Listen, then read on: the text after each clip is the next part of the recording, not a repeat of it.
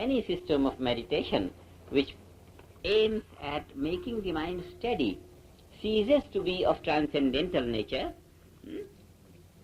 because transcendental should mean the mind should travel to the point beyond which it can no longer travel. Finished. That's samadhi.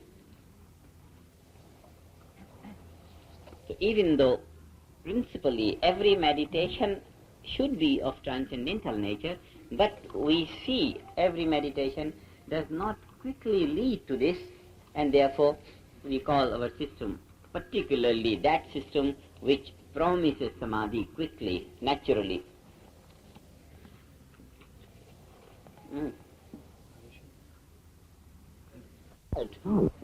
We can lay out a distinction between contemplation, concentration, and transcendental meditation. Contemplation, we say, is like swimming on the surface of the pond, coming across new avenues, but on the surface all the time, on the surface. This is contemplation, taking some word, love, God, strength, purity, something, and then thinking about it.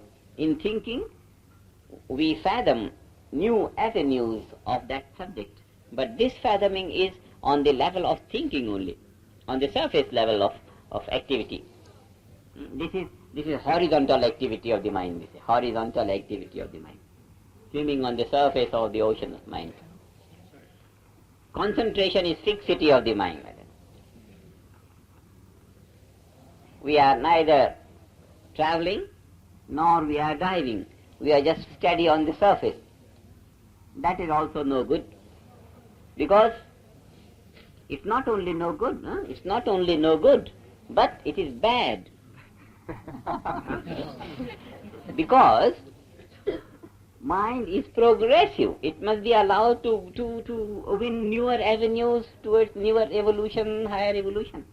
So it must be allowed to proceed. But in this, it remains steady.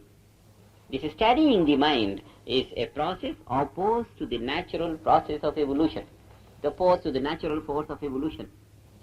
And therefore, it restricts evolution rather than enhances the rate of it. It's very clear. So in contemplation, we at least fathom something on the surface. Contemplation is better than concentration because we gain some knowledge, we get some habit of deep thinking to investigate more and more. If we go somewhere. But in concentration, we offer a resistance to even our natural process of evolution. And therefore, to some extent contemplation can be justified, but concentration can never be justified for anything, because it is opposed to evolution. It is opposed to evolution, and also it is stress-producing process.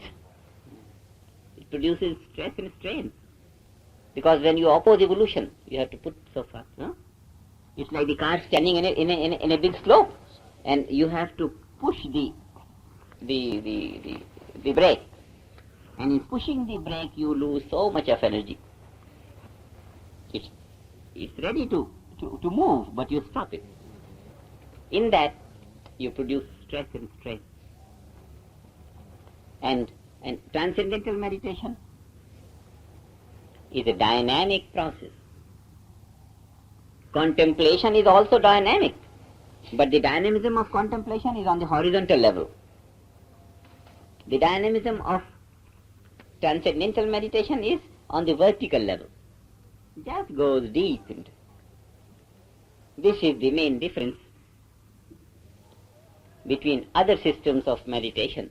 Generally, contemplation is also called meditation. Concentration practices are also called meditation. Transcendental system is also called meditation.